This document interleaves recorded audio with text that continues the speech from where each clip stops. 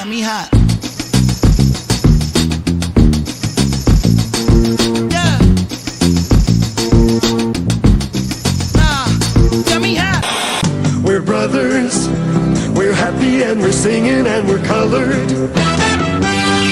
Give me a high five. Welcome to another edition of Bro Talk Live, the best show in late night. Brought to you by us. Bro Talk Live, always on the mark. It's your main man, Jason, in the director seat as usual. Thanks for checking us out as always. And don't forget, subscribe to us on your channels, your favorite channel of choice, while you're here. Just hit us up. So subscribe to us on YouTube, subscribe to us on Twitter, subscribe to us on, what else we on? Facebook. I'm currently live. And also TikTok as well, because, you know, in case you missed any portion of the show, I know the show's long sometimes. We do throw clips throughout the week, so if you missed something, they are hilarious. So make sure you subscribe to us on all of our platforms and help us grow. Let's kick it over to my main man, Dex. What up, bro? Dexter Stuckey here. Super excited to be here. So look, I just have to be transparent and say this. I gave up my home studio to have a baby, and I'm struggling right now. This is the hardest I've ever had to live my life. I'm in a room, an empty room. There's this big echo in here. Don't tell them the secret. We clearly are in a studio, Dex. You're look at us. I'm struggling, y'all. It is a struggle. And you know, while I'm here, when you tell people that you're having a baby, they're like, oh, congratulations or whatever.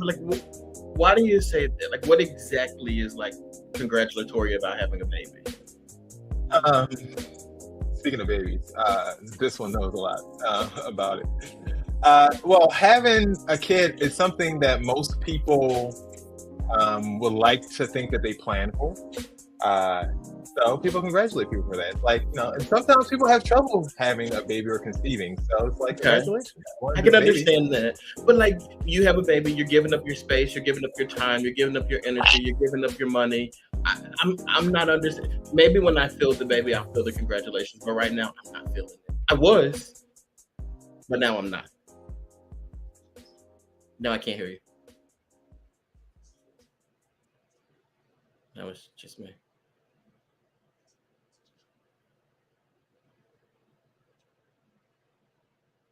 Jason, I can't hear what you're saying. You put your headphones or something back in. You went out. So now people are just going to hear me ranting about a baby, and they're going to think I'm a terrible father before I even have a child. Okay. Can you hear me now? Now I can. Okay, whatever. I don't know what happened there, but yeah, congratulations. People normally want a kid, and if you don't want the kid, that's something you should have thought about before now. I did want the child. I do want the child. I do want the child. But I just did not think I would have to throw clothes away. It's a lot going on. This is really stressful. And I feel like people, especially men, are not open enough about the struggles that they're dealing with. Sure, women always say, I lose my body, this, that, and the third. But me, this is a lot. I had to throw away stuff that I'm... And Shakima said you was man enough to get that girl pregnant, so you should be man enough to want the baby. Yeah, but I thought I would be able to put the bassinet or the crib next to my computer desk inside of my office and work it out. I told you that wasn't going to work. You know what I need? I need money. That's what I need. I need money. If I had money, back to that, because we all know Shakima's rich.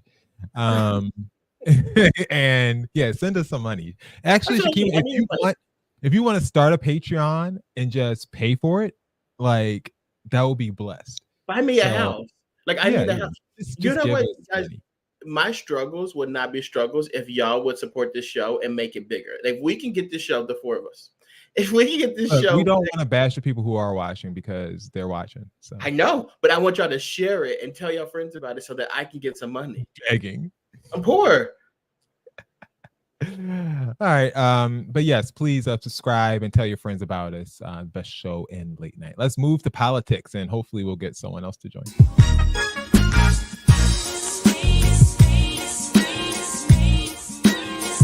Politics as usual.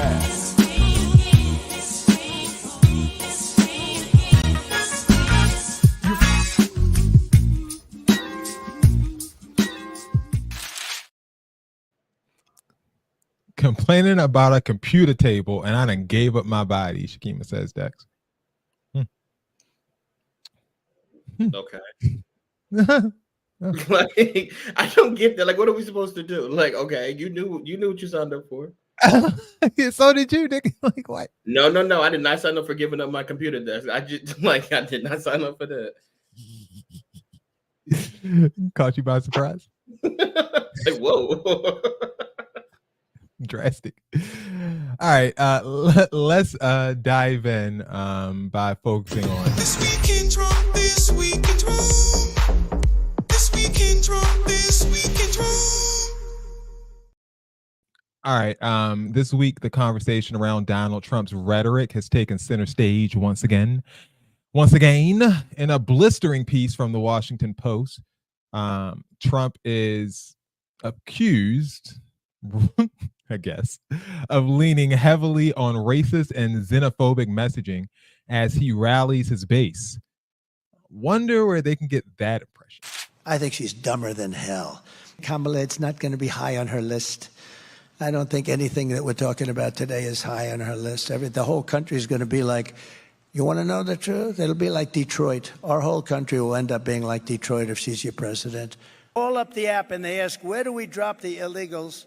I mean, she's a criminal. She's a criminal. She really is. If you think about it. These people coming in are taking the jobs of African Americans that have had it a long time. Their unemployment rate is through the roof. Does anybody believe in genes? Do you guys believe in genetics? These are among the worst criminals anywhere in the world, and they come from all over. A huge number is coming out of jails in the Congo. For 4 straight years, she's imported an army of illegal alien gang members and migrant criminals from the dungeons all over the world. The place, it's not just South America. We have people coming in from the Congo, large numbers from the Congo and Africa. Beautiful woman there. They'll look at you and they will kill you. These are seriously sick people. But I would love to see cognitive tests. I don't think she could pass a cognitive test. I mean, I've watched. I don't think she could pass a cognitive test. President Trump, you that was from this week. This week. Like, that wasn't old. I wasn't playing the hits. That was from this week.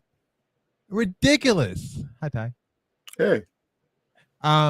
Almost forgot one. Les, would you rather have the black president or the white president who got 1.7 billion off the price? I think they want the white guy right now. I mean, just saying the quiet part, screaming the quiet part to his millions of people he says attends his rallies. I remember that last one.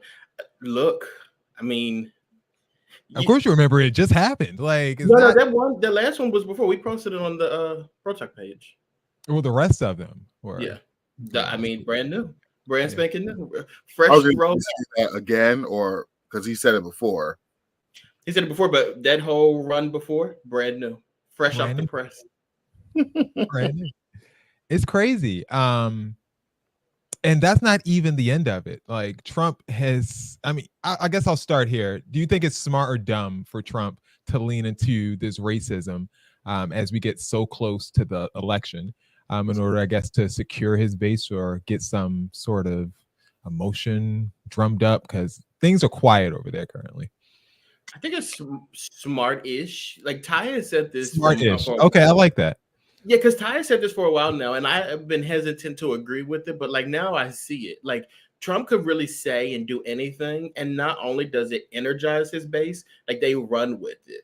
So like when he says the thing about Detroit, like Detroit is a city that's mostly African American, so that's why he says that. Like that literally is your. He was in Detroit when he said it. Like that was the crazy part. And you're saying anything, but then when you start to look on social media, you see people repeat the same rhetoric. Like they start to say it too. So it's kind of one of those things where it's like we look at it and we're like, oh, this is dumb. But like people who are going to vote for him, they love this stuff, and it gives them a talking point. They eat it up. But it's more of the same from Trump, right, Ty? Like this isn't anything like new. It's just concentrated. At some point, like he's getting so exhausting with this like ridiculous stuff.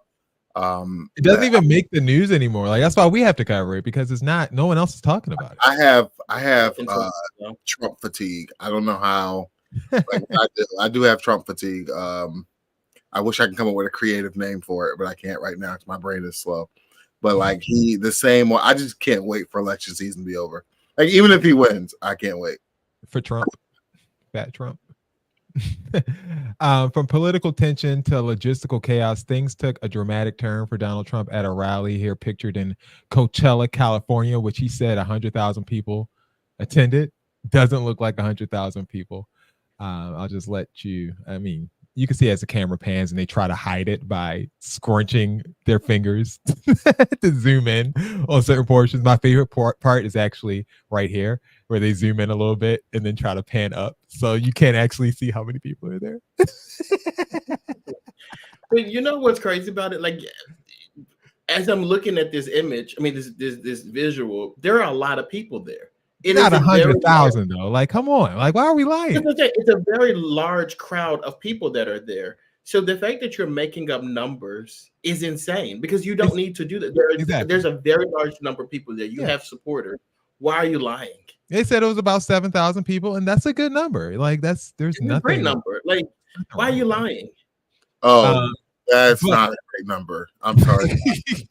I hate to disagree, but like if you're running for president of the United States and you throw a rally and in Coachella, California, and 7,000 people show up, that's not enough people. California is a huge state. Like you should have more than 7,000 supporters, even if you're Trump. Well, which started off as a speech with plenty of excitement, kind of dwindled down into a epic fail as people were left stranded because the Trump campaign, I should say, decided not to pay the bus company reportedly.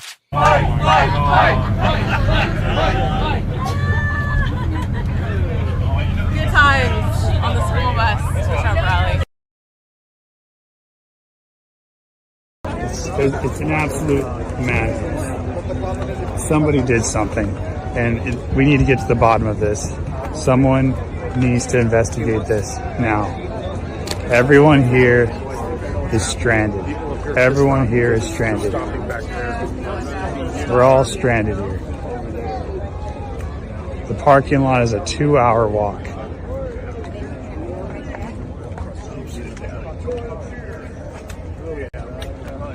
Incredible.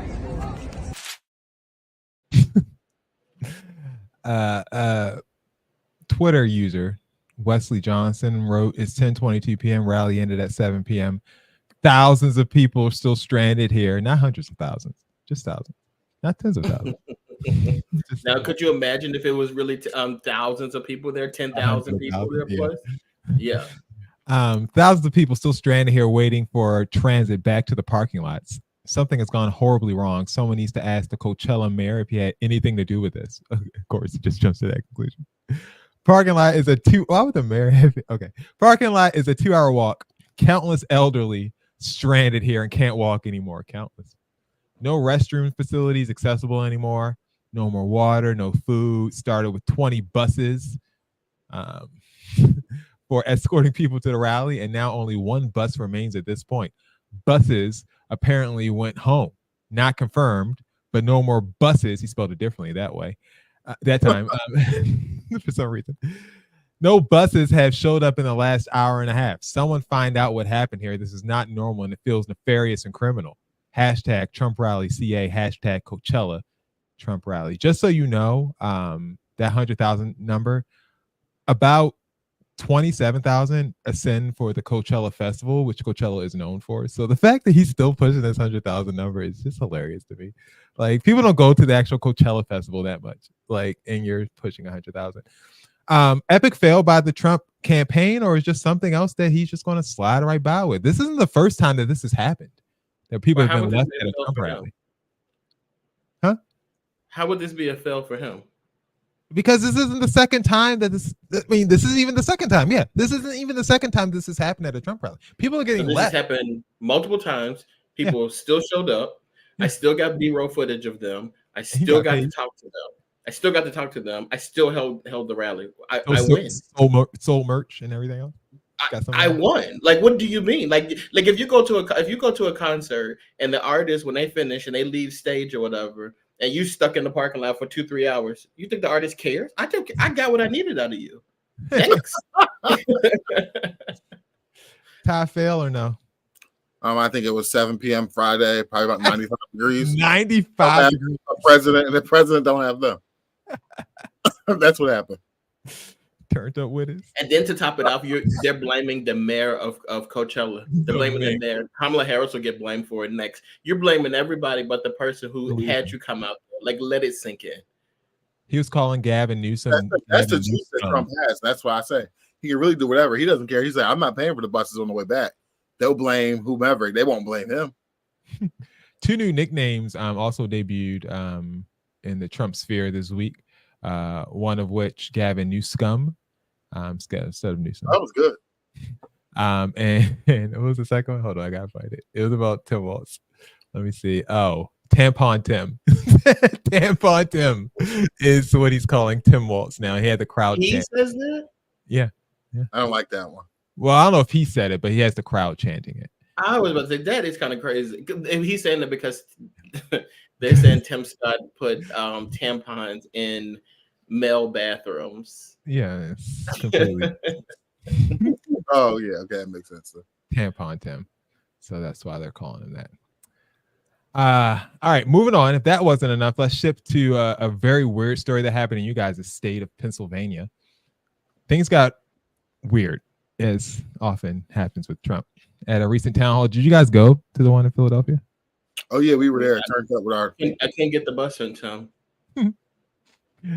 Trump sparked confusion while instead of at the end of his hour-and-a-half speech during a Q&A session as promised, he turned the event into an impromptu listening session. Trump told the staff to crank the music up and used the break to sway along to some oldies but goodies for nearly 40 minutes. Here's what happened when Trump decided to run the party. Let's not do any more questions. Let's just listen to music. Let's make it into a music. Who the hell wants to hear questions, right? Let me hear that music, please. Everyone, let's thank President Trump. Nice and loud. God bless you.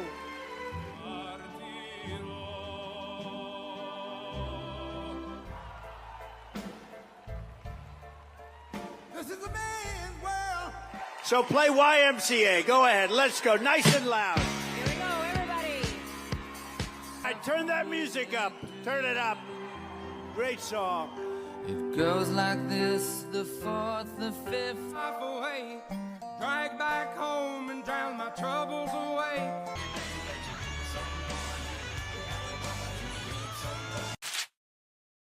What? And they sat there. And it literally, that's the action. The action that you saw was the extent of his words in between songs.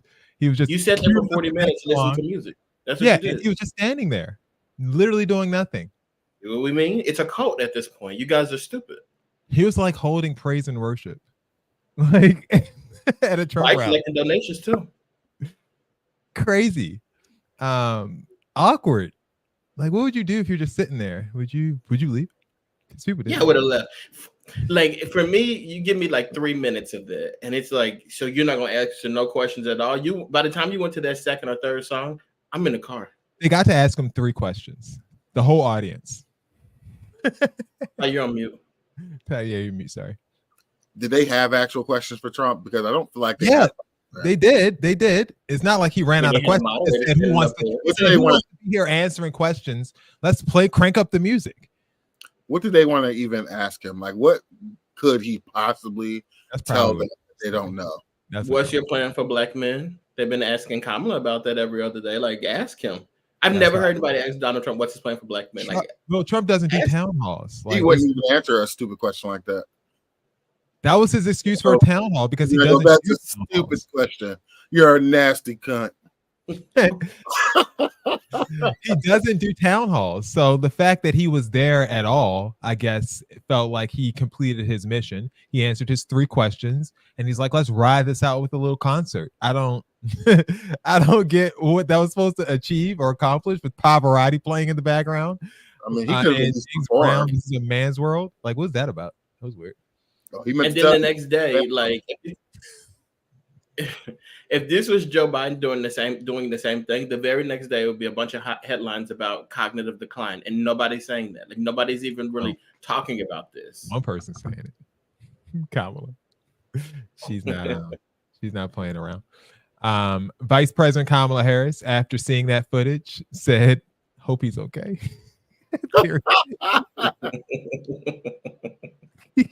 Her subtle jabs are actually hilarious.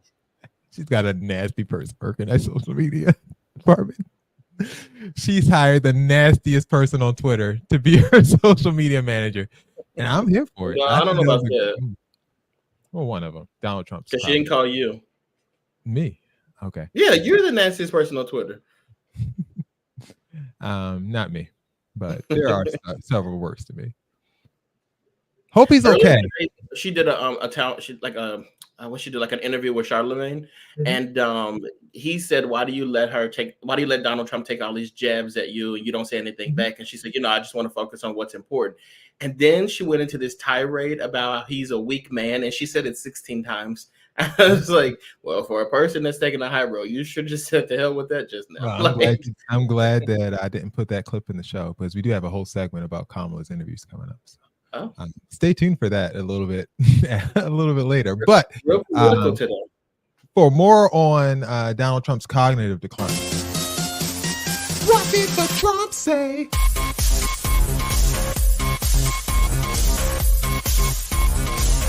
Did the Trump say? All right, so this is a segment called "What Did Trump Say?" We try to guess what Trump is saying because he often glitches or has bloopers. It doesn't get the full word out. So first word, number one. Job fabricatory. Job factory. Okay, job factory. That's a good guess. That would be interesting. It's a good guess. I think you're trying to pronounce somebody's name, but I'm trying to see who they would. All right. So where was the error at? You want me to play it again? Fabricatory. Okay. Job fabricatory. Okay. Job fabricatory. All right. Like John. Any Johns hanging around there? So where is the error? Is it John or John or fabricatory? Where's the error? Both. Both. Both of them. All right. So Index, you're saying job factory. I thought that was what it was. Now I don't know, but yeah. Here's the correction. Job fabricatory. John Fabricatory. That's a hell of a name. So Ty, you were close, but yeah, John was the actual incorrect word, not fabricatory. He just mispronounced the easiest part of that sentence. John. What a name. Because he practiced the hell out of that last name, and damn it, that first name got away from him. Jom. Like what is Jom? All right, next up we have Keith Lee. Keith Lee. Okay. Keith Lee. He was talking about Keith Lee. The never Democratic social like Keith Lee. Okay. Di, do you have a guess? You want to play it again? Teefy. Teefy. I don't know. Tiefly. Tiefly. That sounds Tiefly is a good guess. Well, he's talking about Stormy Daniels. That's not funny. It's not funny. You want a criminal judgment against her. Fleece, says Darren. Like, because it's wintertime, you gotta make sure Kamala's not going to care about the fleece. So you have to make sure that they're spoken for. Okay. Come winter. Fleece. Okay. Here's the actual word. I will very quickly defleet. We are going to take inflation and we are going to deflate it. We are going to deflate inflation. We are going to defeat inflation. We're going to.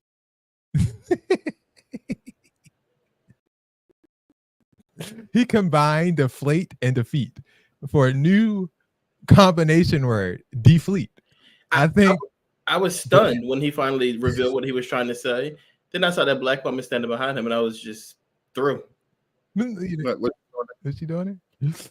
Defleet. Black women just like standing behind him, defleeted. Defleet. Defleet. All right, next one. Azerasians. And these are all from this week, by the way. It's not like I'm pulling. I wasn't saving up. This is all from Trump rallies from this past week. This word once again. Azerasians. As for Asians. Lacerations. Lacerations. Okay, and as for Asians, comma. That's what you're going with. Like an intro to a sentence. As for Asians. Yeah. Here's what I'm gonna do. Okay. Mm-hmm. That sentence sounds too like advanced. I don't think he was saying that. As for Asians. Yeah, you're gonna have to know a little bit about grammar to be able to get that sentence out correctly. He's not saying as for Asians. I can tell you that. Oh.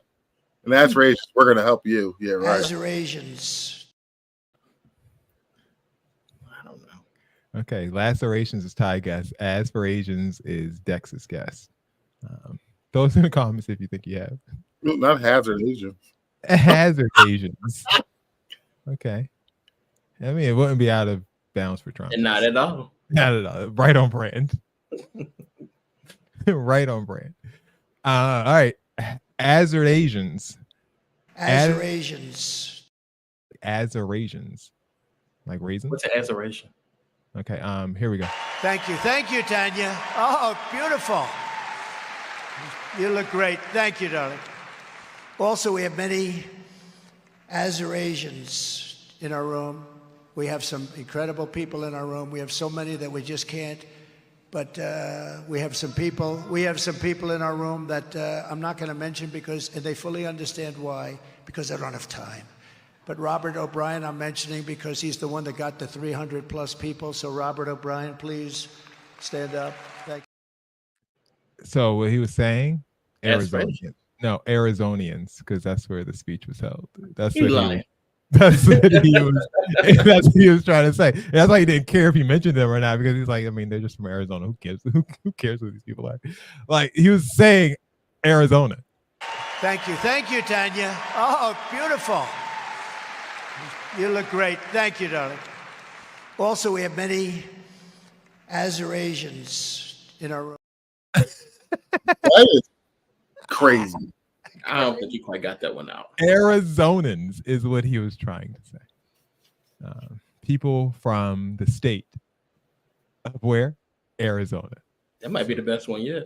That was crazy. I don't know what he was trying to say here, and I tried to figure it out. He never addressed it again, just like Azerasians, but he was in Arizona, so that's clearly who he was talking about. This one, I still don't know who he was talking about. Deserve. That includes you guys, okay? That includes. Does that include us? Yeah. You're top of the list. What?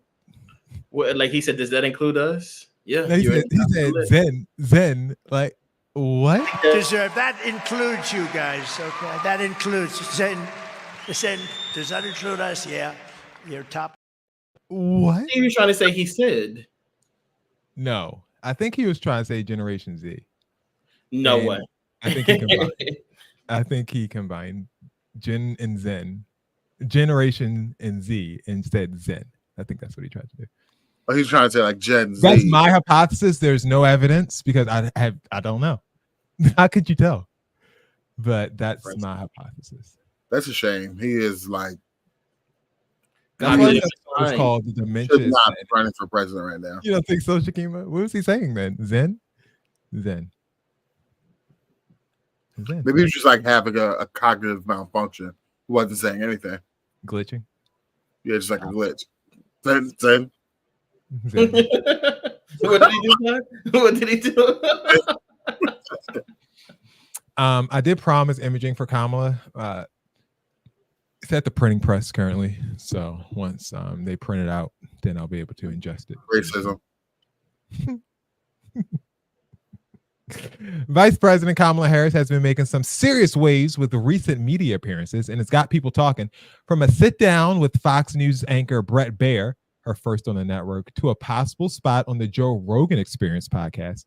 It seems like she's trying to reach as many voters as possible, no matter the platform. But what really caught some by surprise was her exclusive interview with the Shade Room.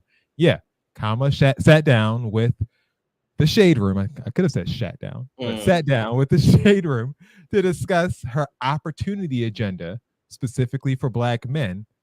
And of course, Beyonce. Here's what she had to say about Beyonce. Yes.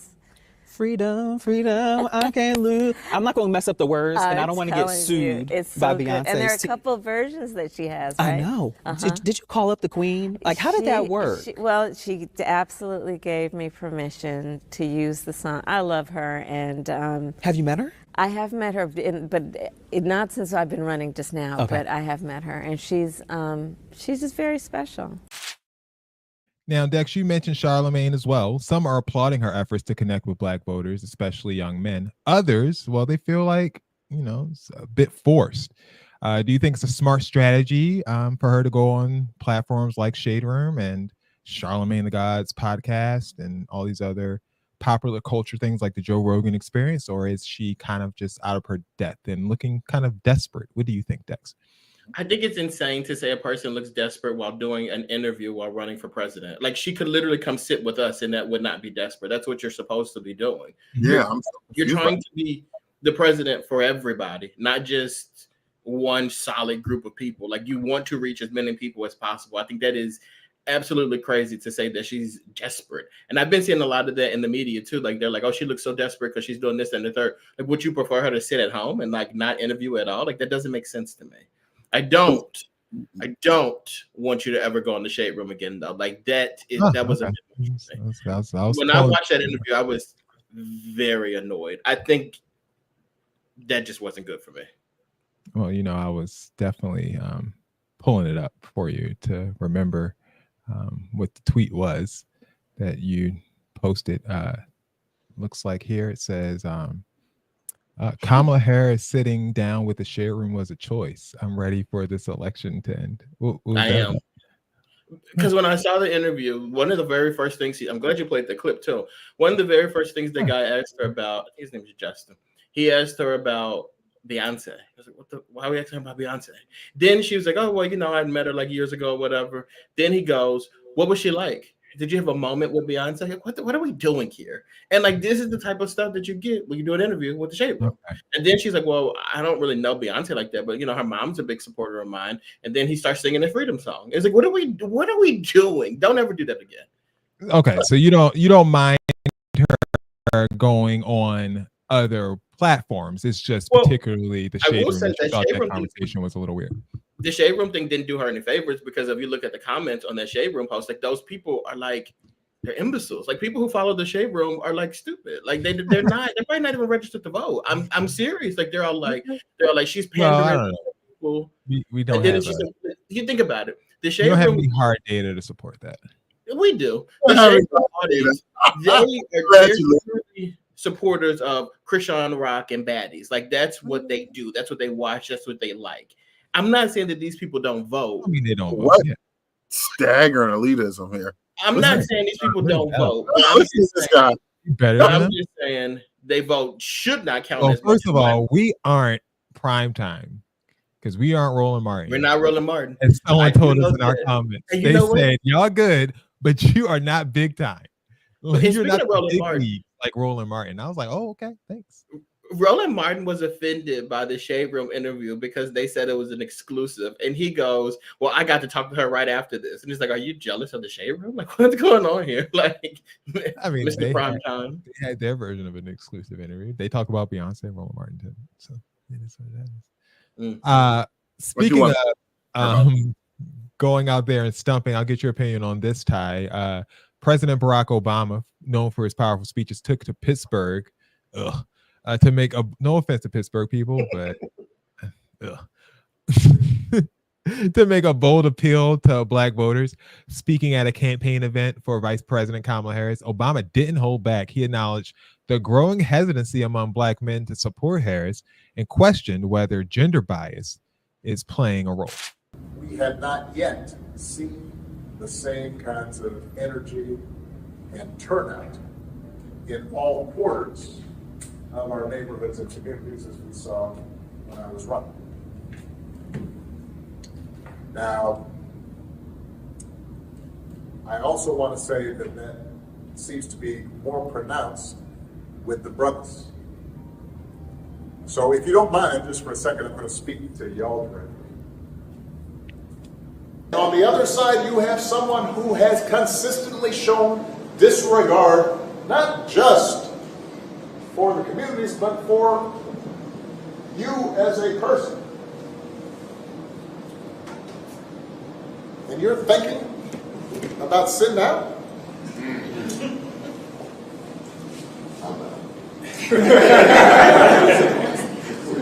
But, you know, because of Pookie might be. And you're coming up with all kinds of reasons and excuses.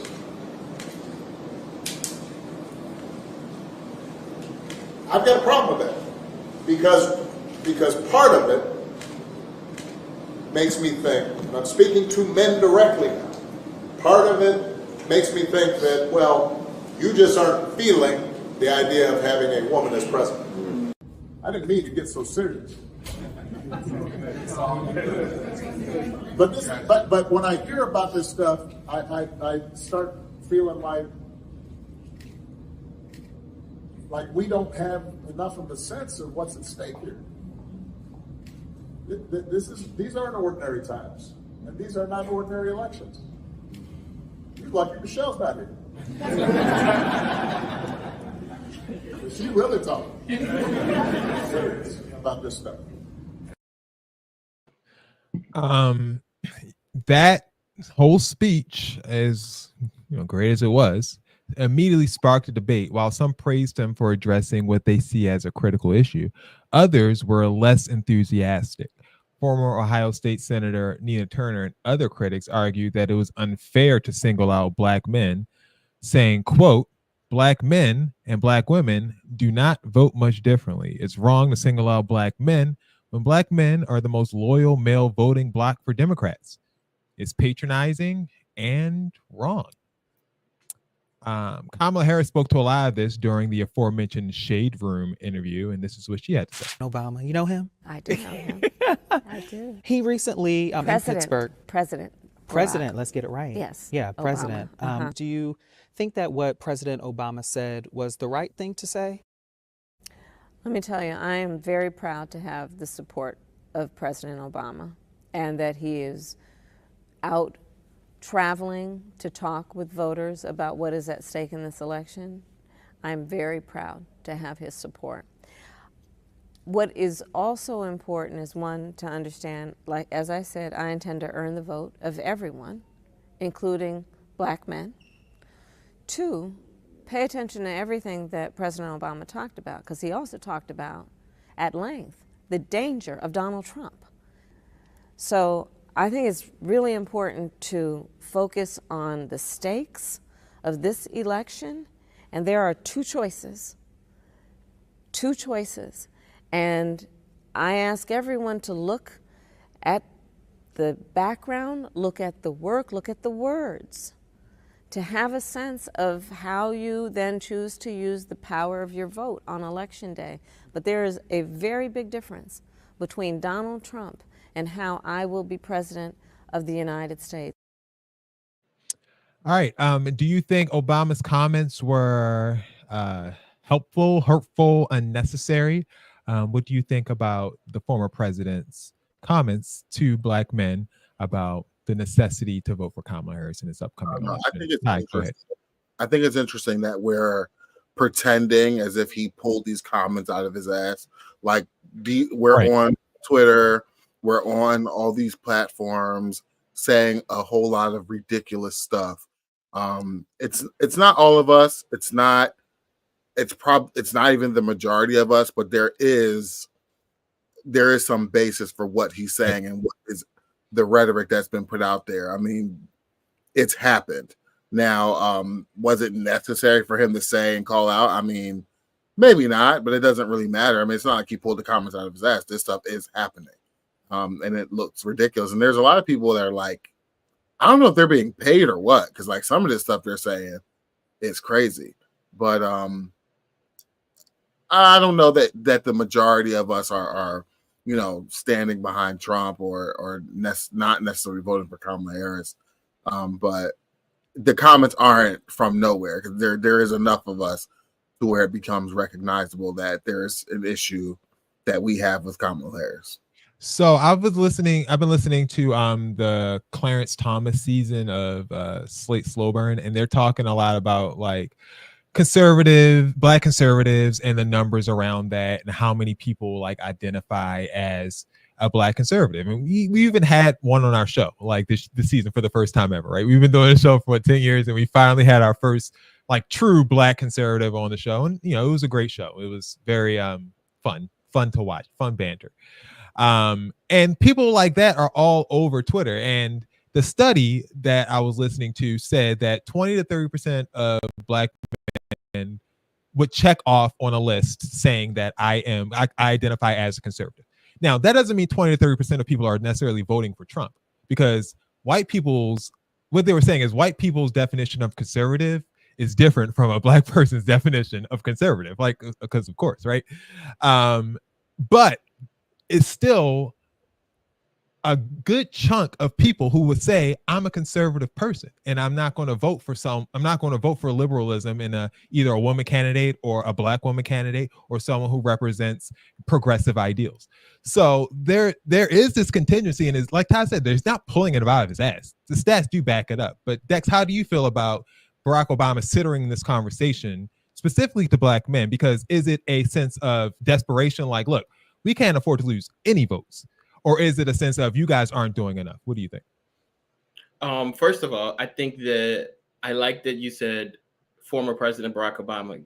He's not the president. So if I was the guy doing the Shade Room interview when she corrected me and said president, like I would have corrected her because like he's not the president. Okay, you're running for president. That's one thing that would have pissed me off.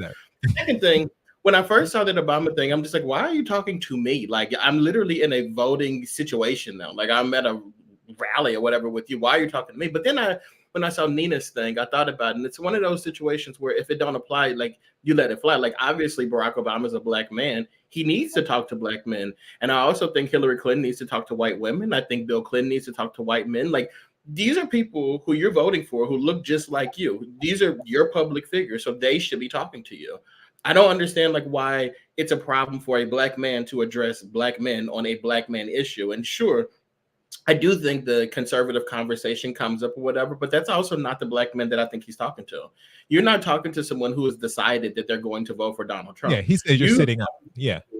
Who are not voting at all. Like you're just not going to do it at all because in my opinion, because it's a woman. Like that's why you won't do it, because there's no other reason why you wouldn't vote for Kamala Harris. If Kamala Harris was a white man or a black man doing and saying the same things that she's doing, you would vote for them. Like you wouldn't have an issue with that. Truthfully, if Kamala Harris was a black man, she'd be Barack Obama, and you voted for him. So, like, what are we doing here?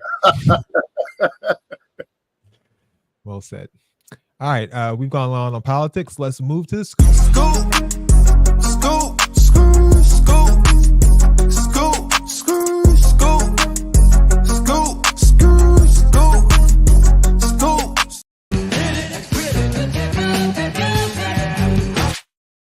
All right, we're going to hit it and quit it with a few stories this week. Drake has fans talking again after a very cryptic little situation with Jay-Z happened over the weekend. Drake posted a picture of Solange, Beyonce's sister, this picture specifically, on his Instagram account, on his story, randomly. This was, of course, the picture taken right after that infamous 2014 elevator altercation with Jay-Z.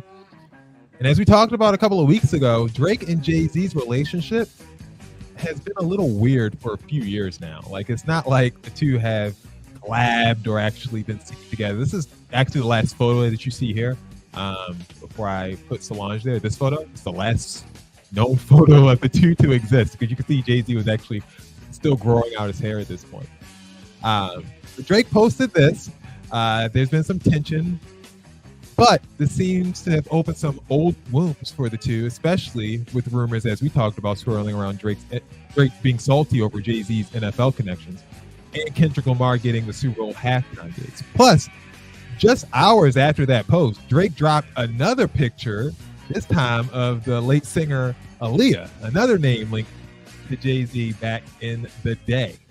Are we interested in the potential Drake Jay-Z beef, rap beef, or are you just tired of all of the shenanigans and the shade, and you're just wanting people to say something? Well, to quote a Pulitzer Prize winner, why are you trolling like a? Aren't you tired?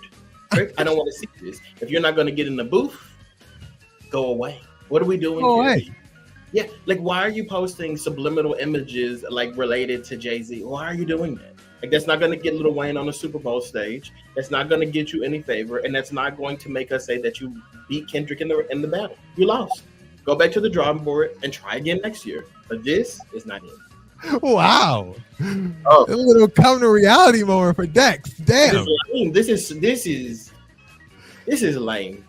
And you know, to be honest with you, I think I'm really annoyed by it because like with all this Diddy stuff going on, like you throwing this kind of stuff out there, I think you want to fan the flames of that conversation, especially with the Aaliyah one, and I don't like that. Hi.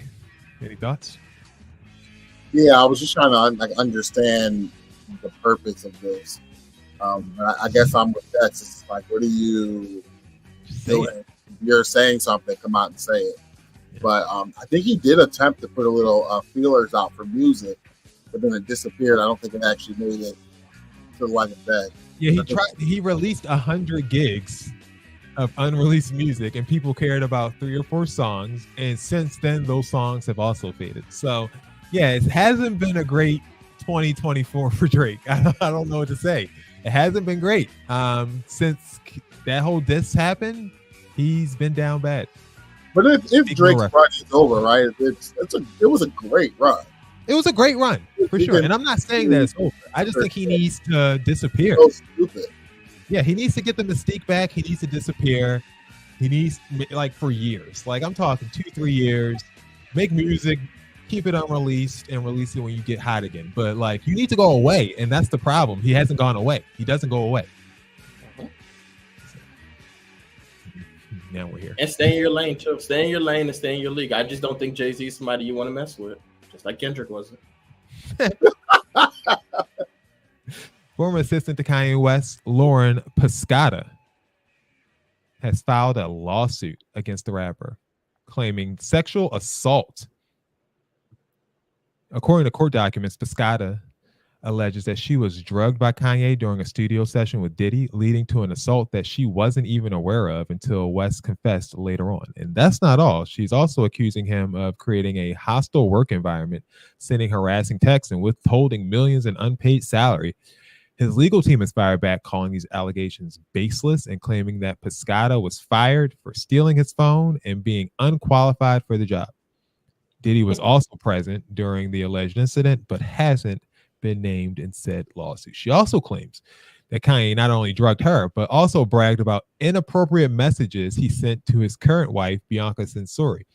According to the filing, Kanye allegedly told Censori that he wanted to have sex with her mother while she watched. These new details are part of the ongoing legal battle against the rapper as well. Kanye has been linked to moving to Japan soon, so although we might not see him in America anytime soon, how should allegations of this nature impact whatever is left of Kanye's career moving forward, especially in an industry that's reckoning with issues of power and abuse to go with his anti-Semitism rants that he's been having over the last 5 years as well? I tell you this, that Kanye West got a type. Every woman in his life looks the exact same way. Like every single woman, like copy and paste, they all look exactly the same way. And you know, if she says this stuff happened, I think that she deserves her day in court. But the part of her, about her resigning, that I mean, you know, them fired her because she wasn't good at the job. Like I look, for me, I don't believe in working nowhere that you're not qualified for. Like go in there and tell them that you're taking that opportunity for somebody else and get out of there. Ty, how do you feel about the allegations? Are you surprised at all? I mean, we know Kanye to be a sexual deviant and struggling with many problems, addictions, rumored addictions. Are you surprised by any of this, or was it just a matter of time? Because honestly, as a Kanye fan, I feel like it's just a matter of time before this all came up. I'm not surprised by the allegations. I'm not going to comment on them. I'm sure she'll have a day. Okay, HR. I love it. He is here.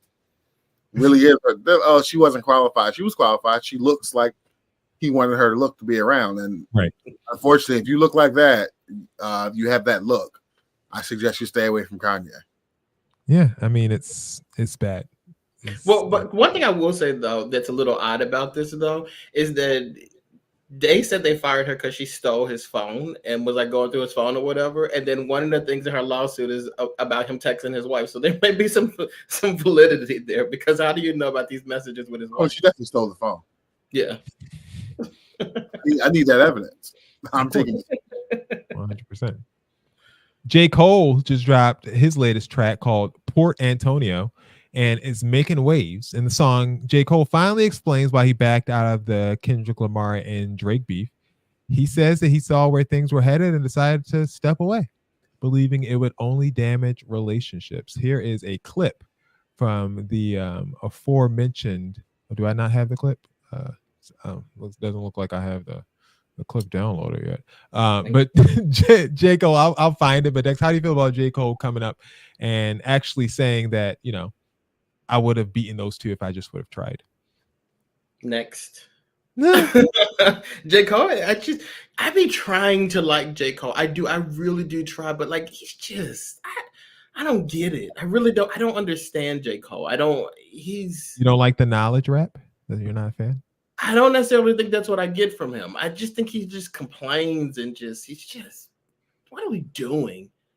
I'm not a J. Cole fan. I mean, J. Cole has those bars, Ty, and that's something as hip hop heads that we used to value. But does him not entering the beef at all or entering the fray make all of these, you know, and I'll play the clip here in a second, but does this make all of the actual shit talking saying that I'm better than them and if I would have spit, you know, I could have ended careers, just pointless? Yeah, I don't like that angle. Just because you exited the beef. So I wouldn't say like, I could have done this and that. We're not interested in what you could have done. I'm not like that. I do like J. Cole's music most of the time. But I don't like that. Like, I don't see what the purpose of that is. Here's the clip that we were talking about, and the clip from the song Port Antonio. I pulled the plug because I seen where that was about to go. They wanted blood, they wanted clicks to make their pockets grow. They see this fire in my pen and think I'm dodging smoke. I wouldn't have lost the battle dog, I would have lost the bro. I would have gained a foe, and all for what? Just to attain some old props from strangers that don't got a clue what I've been aiming for since the age of 14. Jermaine is no king, if that means I gotta dig up dirt and pay the whole team of algorithm bot niggas just to sway the whole thing on social media, competing for your favorable memes to be considered best to live and rest, the weight of both things. I understand the thirst to being first that made them both swing, protecting legacies, so lines got crossed, perhaps regrettably. My friends went to war, I walked away with all they blood on me. Now some will discredit me, try wipe away my pedigree, but please find a nigga out that's rapping this incredibly. No, it was a bar. Like, he had bars. Now, does that make a difference in this whole beef that he was actually able to rap his way out of it? Dex, go ahead. I love J. Cole. Did you hear that? Like, that was actually amazing. Like, when I heard that, I said, you know what, Mr. January 28th, that was amazing. Like, okay. So if J. Cole would have gotten this battle with him, he would have washed all of them. There we go. J. Cole is the man. Like, that boy is good. There we go. Wow, what a change. So you think that him spitting and actually coming out with rhymes to actually back up what his feelings were helps him in this situation? Oh, absolutely. I got like chills listening to it. I was like, oh, he killed him. That was good. Yeah, I had to hear it. I was like, oh yeah, that's good. That's you good. know what it is? Like, he lyrically, he really can back up what he says. I don't like the talking, like when he does like the interview bites or whatever. Like, I'm gonna back out. I don't like that stuff. But lyrically, he backs up everything that he says. So like, you have to respect that. Okay. So is this just showing that he could have if he wanted to? This is what he would have washed the floor with them boys. He would have ate their lunch. He will be performing at the Super Bowl this year. He will be performing at the Super Bowl. What a damn job. That would have been an interesting battle. I do agree that I don't think it would have done. I think, like he's saying in that song, it wouldn't have done anything for me that I needed. I don't think it would have done what he needed it to do. And he kind of saw like we never know. But the world will never know. And Has he done Coachella? Has he done Coachella yet? wouldn't know. I just became a fan tonight. I don't know what he did. You just like literally. Became a fan tonight. He did. He did Coachella in 2023. Missed that. Did he? Was it? I don't know. Someone let me know. I'm Googling and J. Cole Coachella 20. Oh, Dreamville Fest. He did. No, he hasn't done Coachella. That's because he has his own festival. I don't know. But J. Cole is big enough to do something like that. So maybe him rapping this a little bit earlier could have been useful. I don't know. But it seems like the beef he could have squashed the beef. J. Cole really could have. He could have ended this before it even got out of hand. He could have saved Drake's life. Yeah, could have. We're here. All right. That's all that we got for the scoop this week. Let's kick it over to Q&A. I got a question.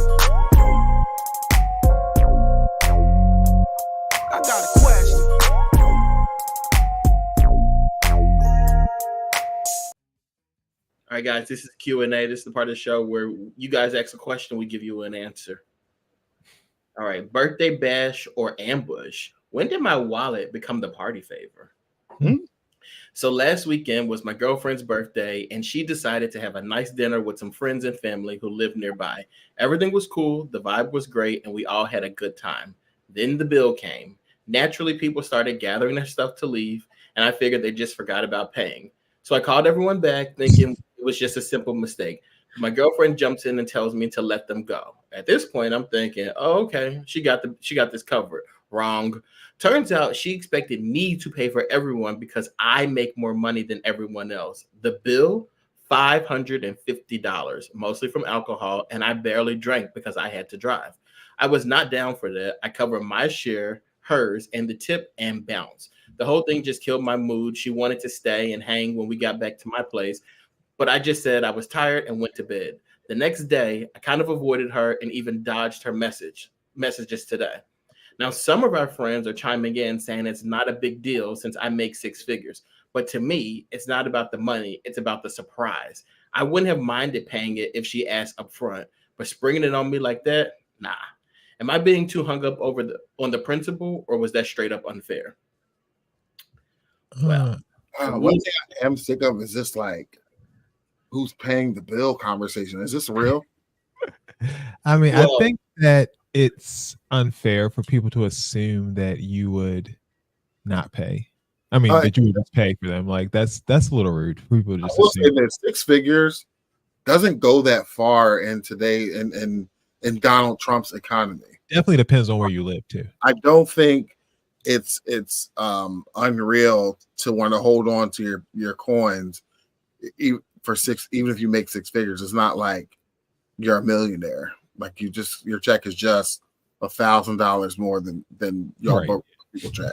Literally. But $550 though, I'm not crying over $550. I'm not crying over it, but if I'm not like he said, if I'm not expecting surprise drop $550, that I wasn't expecting that I hate can come and drink alcohol and be annoying. Run up the tab, like not even my wife, my girlfriend's stupid friends. I'm not doing it. If this for me, if I'm going out, it's my girlfriend's birthday, my wife's birthday, whatever, it's her birthday. I'm just expecting to pay.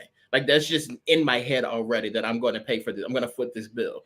Right. When you get there and it's like $500 and some dollars or whatever, it would be nice for other people to like give me some money, give me some tip money or whatever. But if they don't, they don't. Like regardless of how much money you make, if you're going out with a group of people, I think that you should be prepared. Me, when I go out, I'm always prepared to pay more than what I expected. Yeah, okay, more than what you expected is. And if I'm going out with a close friend, and if I'm going out with a close friend, specifically like a significant other, I'm covering the bill. Okay, for them, I don't know about he did for them. Like that's ridiculous, Dex. Like that's actually interesting. That I think that's a new thing. Like I've been invited to a lot of birthday dinners over the years. And each of those times, I felt obligated to pay at least my portion. You are a man. Like you better pay for yourself. You are a man. Like men pay for themselves. Why are your friends walking away from this bill? No man, in my opinion, no man should ever go to a birthday dinner and expect somebody else to pay for him. I think that's just women. Okay, so you're saying that women. Okay, I think it's a gender thing for sure. So her friends were women, pay for them.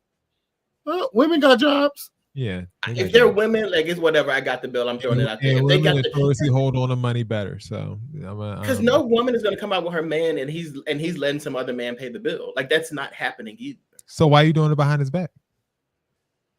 Doing it behind his back. He wasn't there. Exactly. If he was, you're doing it behind his back. You let another man pay for your bill behind his back. He would never sit. I'm not into these like gender. He would never stand for that. And you're sitting here sneaking off, getting your bills paid by another man. You just gonna go home and get into bed? It's really funny that you say that though, because I actually just remember a conversation on a smaller level. My nephew was actually mad at his girlfriend because she let another man buy her Chipotle. So you might be right, man. You really gotta check in with people. But if it's just you going out with the girls or whatever for her birthday, when I do this kind of stuff, I control the conversation. That expectation needs to be set, though. I'm not just going to sit here and just accept that when the bill comes, I'm paying for it if we haven't talked about that. Like, that's ridiculous. That's crazy. Oh my God, it's crazy. So cheap. Like surprise, nigga. What? No. You guys are so cheap. If that's it, then I'm gonna have a 1 drink minimum. I mean, you just gonna have some boundaries. I'm not just gonna let you order carte blanche across the whole bar. Like, what are you talking about? Like, who does that? So we all went out for somebody's birthday. Like, how y'all want to split the bill? Exactly. You see how you ask me right now? That's the conversation that needs to happen, not when the bill comes. Like, that's ridiculous. Okay, well, what you gonna say? Like, what's your answer? We could talk about it, and I don't have a problem paying for it if we talk about it. But we have to have that conversation. Like, don't just assume that Big Daddy's got it. Like, I ain't that big. Like, you know what I'm saying? Like, relax. So these gonna be the same ratchet people at the wedding, drinking themselves under a table. No, I'm not gonna keep pissing all over the furniture. Ain't happening. I'm good. Well, if you want to listen to Jason and Ty, yes, this is an unfair thing. If you listen to me, I don't necessarily think it's fair, but I think you covered the bill. And then if it's somebody's birthday and the very next day you want to ignore their messages, I think y'all need to break up. Who is Will? Who's that? If you have questions and you want to get with us, wait, anybody have anything else? If you have questions and you want to get our expert opinion on it, go over and head to brotalklive.com/questions. Jason. So press record and let you feel me.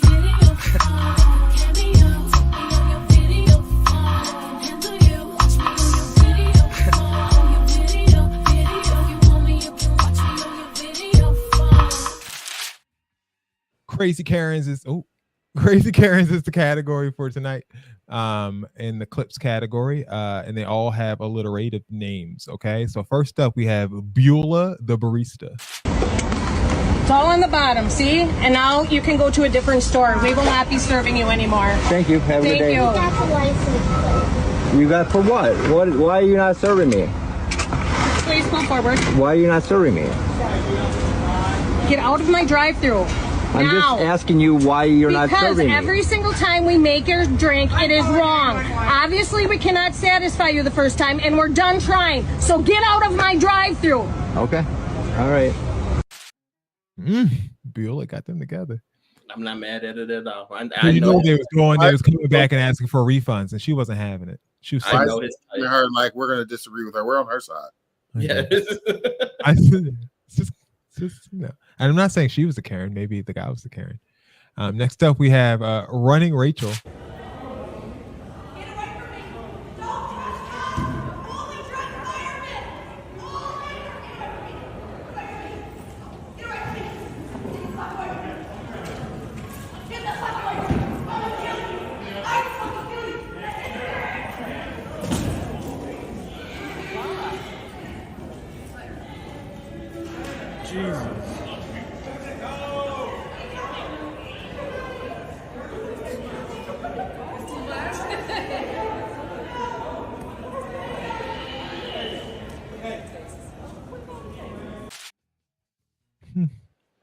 This I'm not is sure how moving much. on, by the way. I'm just letting you know now.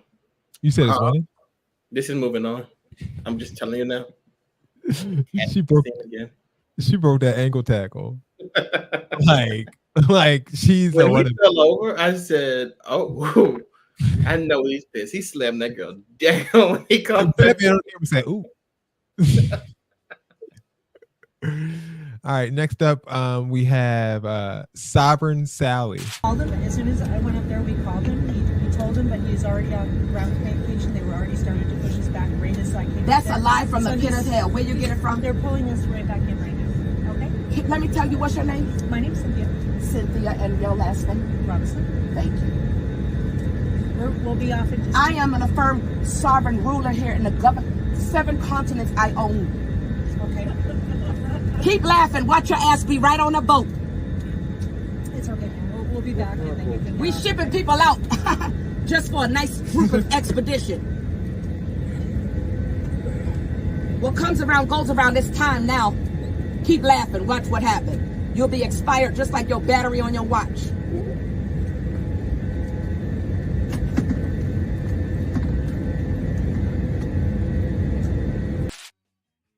She shut everybody up with that watch comment. That watch line, I had to look at mine like. All their batteries was dead. You need to change the battery in that watch.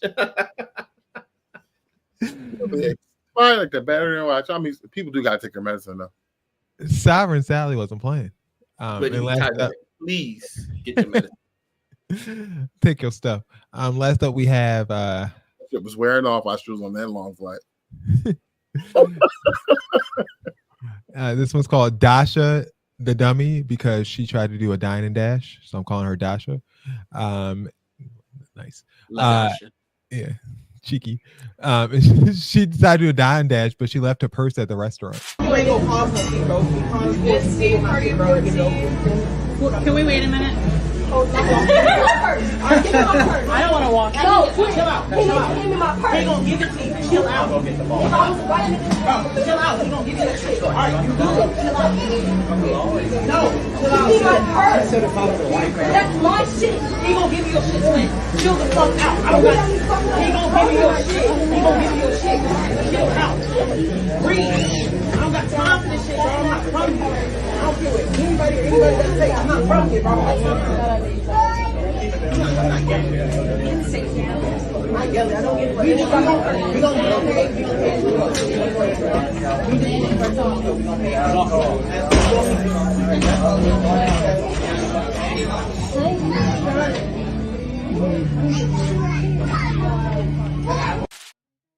So he was trying to figure out how to work that out there at the end. I'm not sure if he came up with a payment plan situation or if he's willing to do dishes. But I wonder if he was a part of the dashing with her though. Like I wonder if it was oh, like her. absolutely, it was his idea. Clearly, it was his idea to dash, and she left her purse, and she wants her purse back, and that's why he's telling her to chill out. We're gonna get your purse back because he knows he done effed up. This is all You're not him. getting that purse back. This is his idea. He talked her into this shit. This is it. This is stupid. All him. Just stupid. And he don't got. You don't That's think why the guy who wrote the show about the bill. He wasn't gonna pay. Yeah, I don't think he had it. I don't think he had it because you saw how he leaned over that. You saw how he leaned over the desk. That's what you do. That's what you do. But you know what's crazy though? It was the opposite effect though. Like he gave her the bill. He's like surprised. Like I ain't got no money here. You got the money here. You do it. And she was like, "What makes you think I got money? We about to get up out of here." Clearly, the move in that situation is just to say, "Oh, my bad. I must have walked off with my card in my purse. My bad. Here's the check or here's the card." But is there money on the card? Like, is it going to go through? That's it was like calculating. Y'all didn't have it. But I mean, at least run the card. I can get my purse back while you run my card. I can leave without the card. I mean, it's nothing on it. It's worthless at this point. So I take the card. You give me the purse. You know, a little trade off, and you can have your chances, and I'll have mine. The purse to go through, and I'll give you the card. And exactly. I gotta give you the card. You can't just go through my purse. Like, who are you? You know, so I'm clearly have to take the purse back, go through it, give you the card. And then have you guys ever been to a restaurant and like your card or something like didn't work? Like people always be like, "Oh, you gotta wash dishes." Has that ever like no does that happen in real life? No. They just put your picture up there on the front of the store and say that you can't come back. No. Well, you know, the guy's okay with it because he's not from here. He's not from here, clearly. All right, which clip is moving on? Ty, you look so enthused to do this. All right, we have Beulah. Oh, sorry, this one is Dasha the Dummy. Called him as soon as I went up there. And Sally is that one. None of them people are moving anywhere. They're running Rachel. Yeah, that's the one. That's her.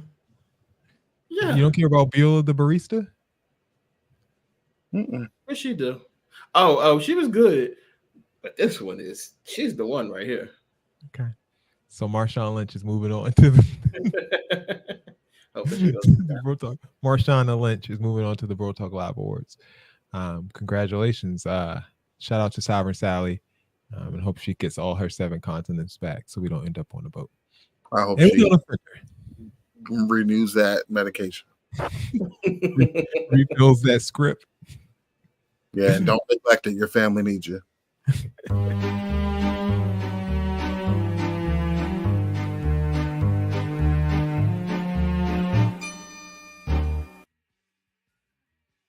They counting on you.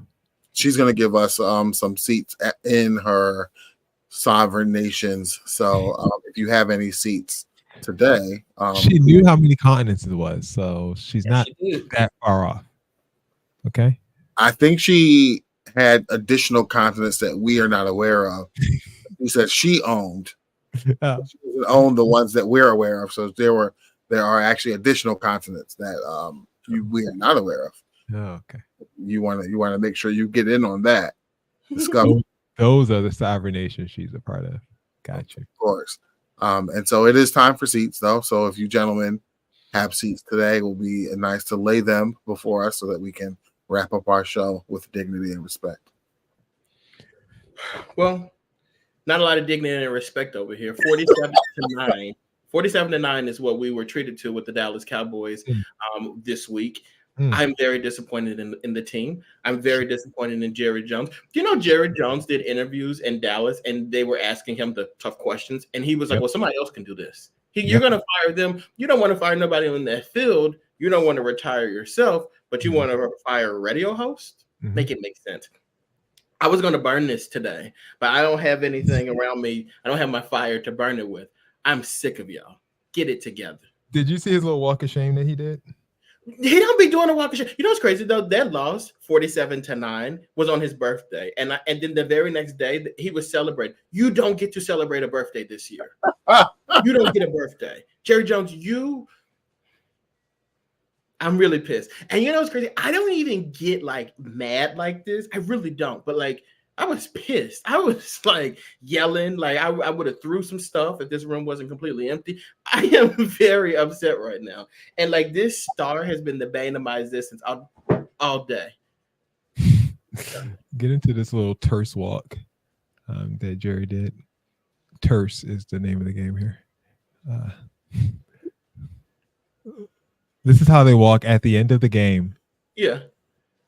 To go talk to the players. In a little single file line. Yeah. Like what? And what you think he be calling them? All types. Boy. Why are them shoulders as stiff as hell? Like why are we walking single file after the game? You lost 47-9. 47-9, and don't even get me started on CD Lamb. Not only did you lose the game, but you blew my parlay. Like I only needed you to get yards and a touchdown. You couldn't even do that. They were covering him. I'll give him that. But it's embarrassing to be honest with you. Losing is whatever. People lose all the time. But 47-9. Yeah, but it's not CD's fault. They only have one wide receiver. Which one? I'm not just blaming him. It's the entire team starting at the top. The head, Jerry. Like it starts with you and then it just trickles down to everybody else. Sick of big head. Did you hear what he said? He was going to fire the radio guy? Yes. Because he's asking you questions. You're firing the wrong people. And I'm not even one of those people that calls for people to get fired. I'm not even that guy. But like, you got to make some changes. Yeah, 100%. And if you don't make some changes very soon, I'm going to be the one to change. I'm going to go see what they're doing over there in Minnesota. Maybe I'll be a Patriots fan. You want to see me in a Patriots uniform, Jerry? Get it together. Did you think the Patriots was in Minnesota? I'm going to say that again. Did you think the Patriots was in Minnesota? No. I'm saying different teams. Like I'm gonna go out there and interview. I'm gonna interview different teams. I always say Minnesota because like when I see people say like, "Oh, I'm a Vikings fan," I'm always like, "Why? Like, what made you become a Vikings fan?" That's fascinating to me that people are Vikings fans. I was just making sure you didn't think they were the Minnesota Patriots. The Minnesota Patriots? No, I did not. I thought of that. Because you just said Patriots and you said Minnesota and you said, I'm not going to be a fan of the Patriots. Like, oh, where did that come from? I was trying to raffle off different teams. I want him to be rattled to know I'm not gonna. I mean, look, maybe I'll go to the Lions. Maybe I'll go to Detroit. Maybe I'll do that. Ooh. Would you like to see that, Jerry? You better get it together because I will change them. I guess the Eagles aren't on your list. They're not on my list. I'm not going to do that. That is the last thing that you won't say. So my seat's going to go to what's his face? What's his name? My God. Oh, Russ, the rapper. You guys know who Russ is? I do not. You don't? Mm-mm. Ty, you know who Russ the rapper is? Exactly. No, Russ. I mean, he claims the only Russ I know is Rev Run's son. Did he and I grow up together? Why would I know him? I mean, he claims he's a popular rapper, and he claims he doesn't need journalists. He claims that journalists only exist for artists, to cover artists, and to actually write about the amazing things that artists do, like Russ. So Russ decided to go on Twitter and have this whole rant about, how artists see journalists a certain way and how journalists basically need to grovel and supply everything for the artist in order for the artist to want to do an interview with them or even engage with them. And my thing about it with Russ is that you guys don't know Russ, like we've established this, but Russ is like he's a Logic variant. So he's like one of the non-black, well, I guess Logic is black, but he's one of the non-black rappers that are out here on the scene that make like alternative rap, if you want to call it that. He has a decent following, performed at the pyramids in Egypt. But my point is to say that, Russ, no one would know who you are unless people were writing articles about you, because you're not in the streets. You don't have a following that was organic. Your following was created by platforms like Pitchfork, platforms like Complex, and all these other platforms that promote non-black artists, non-black rap artists that BET necessarily won't promote. But be grateful for that. Don't act like this is just something that you did on your own, and that we all have an advantageous relationship, whether it's artists and reporters or reporters and artists. Like, yes, reporters build their portfolio by interviewing artists, but yes, reporters also shape an artist's image, whether that's good or for bad, because their opinion gets to more people than your music does initially, because they already have an established platform.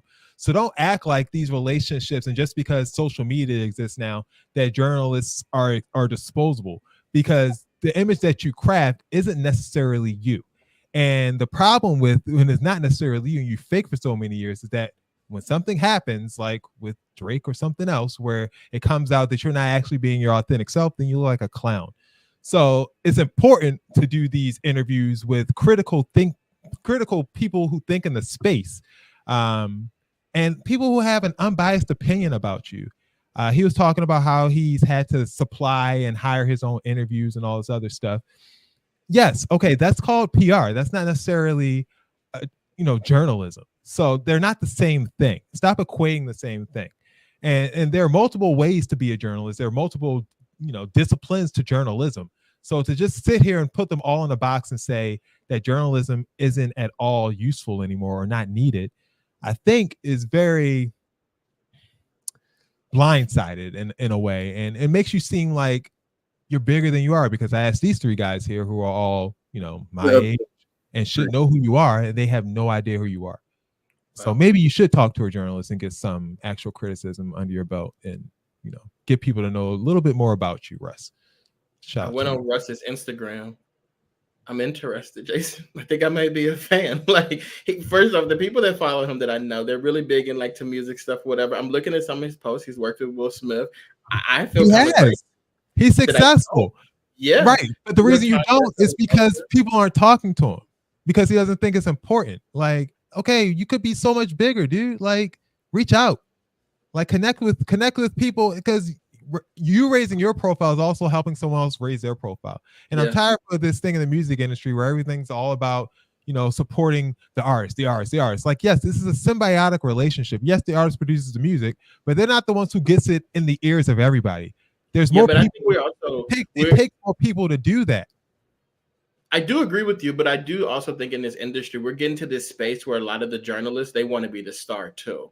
And I think that like from an artist standpoint, that's probably frustrating when you have like radio personalities. Like who? A lot of them are like radio personalities. It's No, small journalists though. Journalists. I'm not talking about personalities and talking heads like academics. I'm talking about journalists. Like journalists. I mean, you know what's I don't know specifically, but I kind of assume that a lot of them probably don't want to be star because you can't even name any hip hop journalists. How many hip hop journalists can you actually name? Because they don't want to be the star. They're just supporting the artist and writing actual criticism. That's the difference between a journalist and somebody like Stephen A. Smith or academics or whoever else that just wants to be in the space. Like, so the funny thing is, Jason, I just told you I never heard of Russ before. I wonder because I follow him on Instagram already. I saw that. I was like, wait, you know this, man. You follow him. I was like, who runs my account? I got to figure out who's running this thing. Because I literally had no idea who that is. And I click on the page. I'm like, oh, look who one of his followers are. Me. I don't know. Interesting. I do get what you're saying. I can understand the frustration there too, because it is one side. It's low key like what Nicki Minaj does. Like it's kind of like that space where it's just like I'm up here. I want everybody to praise me, and if somebody's not doing that, it's a problem. And I do think it's what Jerry Jones literally just did on his radio show. Like he told the guy, look, if you're not, your job isn't here to criticize me. Your job isn't here to tell me, what I'm doing wrong. Your job is to tell me without telling me what I'm doing right. Like, yes. And if you can't do that, I will find 5 or 10 other people who can do it for you and can ask me these questions. Like that's literally how these people think. It's ridiculous. I can see that. Yeah. You want yes people around. It's not PR. It's not PR, and it's the Donald Trump effect. Because if anything's said that's critical about you, you can just say, "Oh, it's fake news. I don't have to pay attention to it." Everyone's against me. It's all a conspiracy. Everyone hates me. Like that's. Why don't you let Will do the Donald Trump voice when you do it? You do it just as well. All right, we'll see you guys. Thanks for tuning in. We'll see you guys next week. Don't forget, hit us up. Subscribe to us on YouTube, Facebook, and Twitter as well. And also check out our TikTok channel if you haven't already. For Dex, for Ty, for Bill, this has been another edition of Bro Talk Live. We're going to have a little announcement next week, maybe about a new addition to the show. And we will see you guys then. Peace.